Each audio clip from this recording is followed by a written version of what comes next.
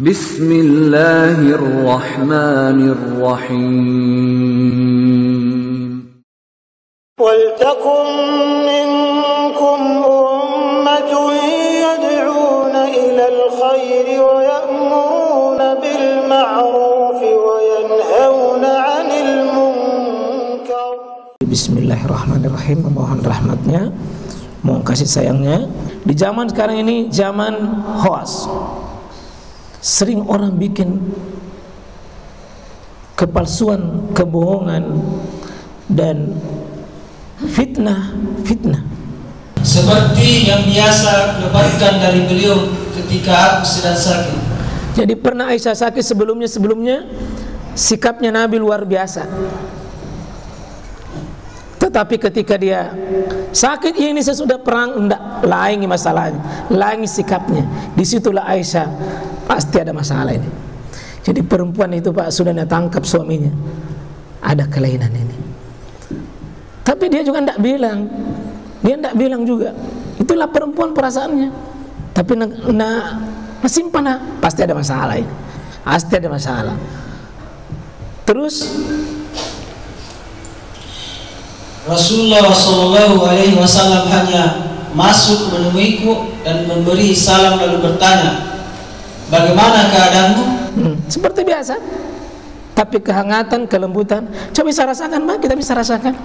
Ketika ada perasaan kedekatan lebih dari itu. Tapi kalau sekedar kenapa maka turun-turun panasnya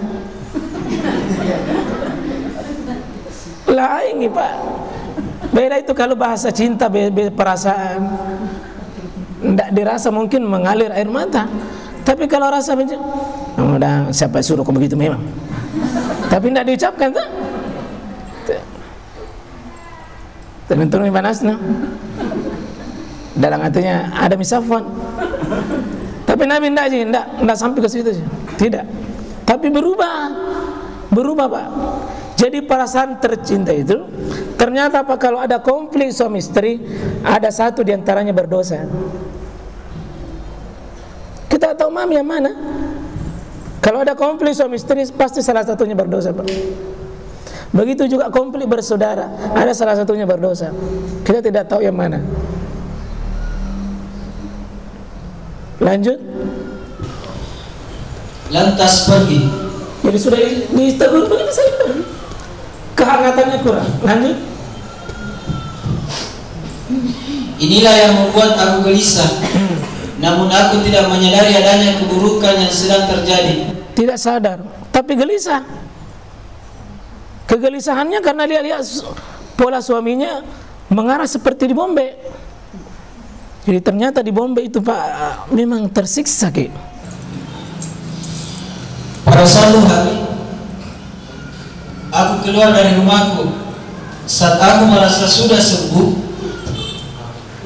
aku keluar bersama Ummu Mistah. Nah, ini sini mulai terbongkar ini.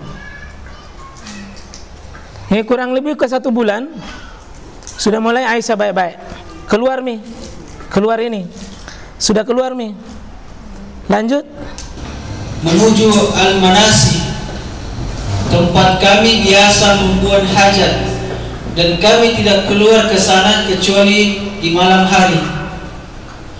Hal itu sebelum kami membuat tempat buang hajat di dekat rumah kami.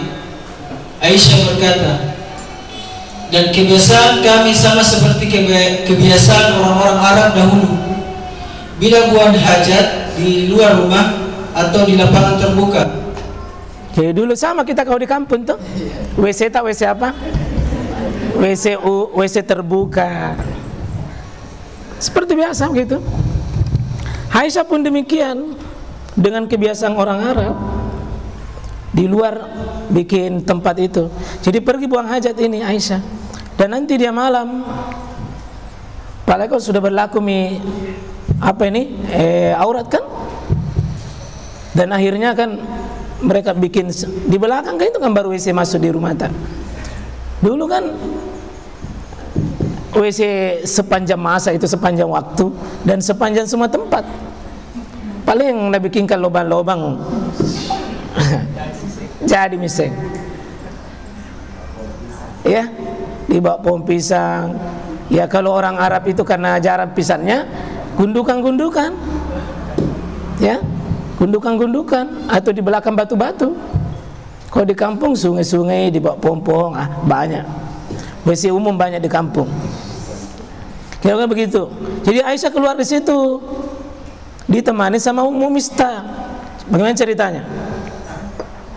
Kami merasa tidak nyaman bila membuat tempat buang hajat dekat dengan rumah-rumah kami.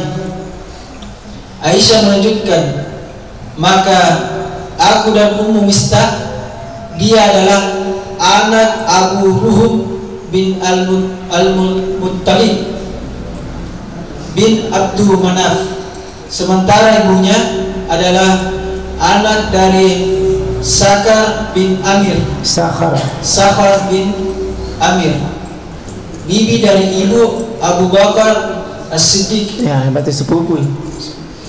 Sedangkan anaknya bernama Mistah bin Usasa bin Abbad bin Al-Mutahlib. Ya, itu karena bukan orang Barawaja jadi susah-susah disebut. Ya. Ya, seandainya orang Pindrang ya, apa saja. Lanjut saja. Setelah selesai dari urusan kami, aku dan Ummu Mistah kembali menuju rumahku. Iya.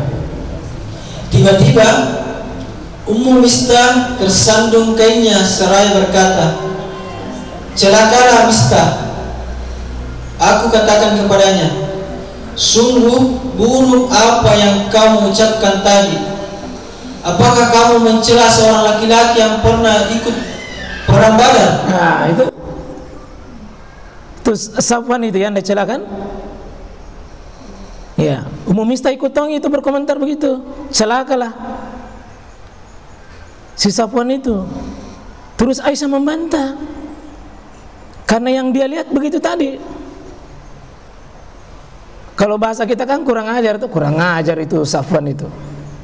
Aisyah dengar, kau mencela orang yang ikut perang Badar. Lanjut. Dia berkata, "Wahai putri, apakah Anda belum mendengar apa yang dia ucapkan?" Aku bertanya, "Apa yang telah diucapkannya?" Ummu Mistah menceritakan kepadaku tentang ucapan orang-orang yang membawa berita bohong, tuduhan keji. Iya.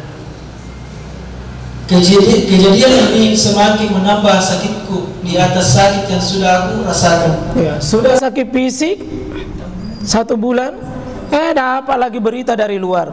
Ini yang bikin parah ini. Jadi ternyata sakit itu Pak, sakit fisik mungkin masih bisa dibawa 1 bulan. Tapi ini ada penyakit yang paling berat bagi Aisyah, kena gosip satu kota Madinah.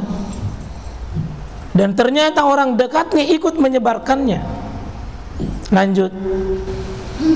Ketika aku kembali ke rumahku, Rasulullah SAW masuk menemuiku lalu memberi salam dan bersabda, "Bagaimana keadaanmu?"